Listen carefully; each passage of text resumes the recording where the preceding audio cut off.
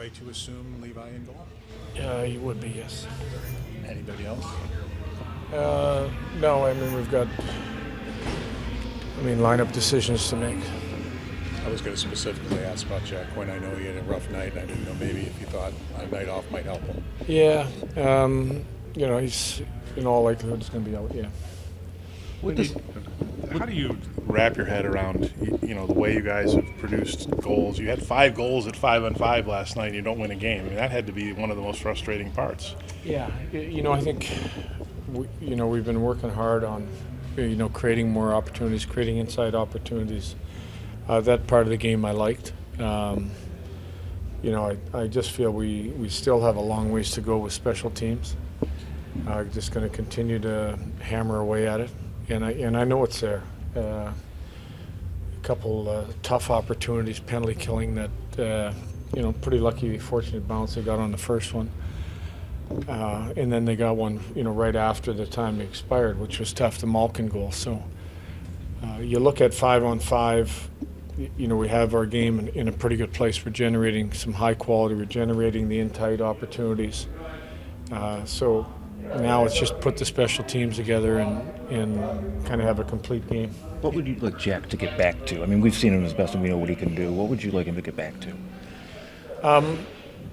He's had some quality opportunities. I think, again, I mentioned last night managing the puck.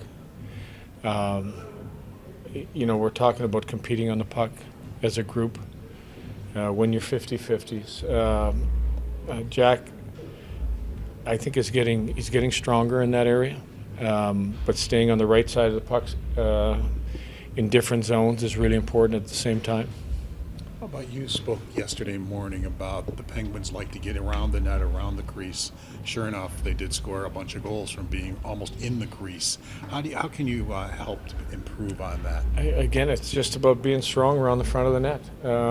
Boxing your opponent out. We know that probably 7-8 of the clips we showed were the type of opportunities they're generating, which were net opportunities, jam opportunities, pitchforking, and it's a little bit about today's game. When the rush isn't there, you have to generate in different areas. And I didn't think we were strong enough around the front of our net to eliminate some of those opportunities. As far as Yuri goes, you talked a little bit about him yesterday, but what illustrates his comfort, maybe he's growing a bit over these last couple of weeks? I think he understands a little better what the NHL game is about, the speed you have to play, the plays you have to make when you're under pressure, where your options are. So I think that's his growth. We know he's got a bomb for a shot, and I've said that I think his ceiling in this league is kind of unlimited with the tools he has. With this being back-to-back, do you prefer basically a more of a safe game?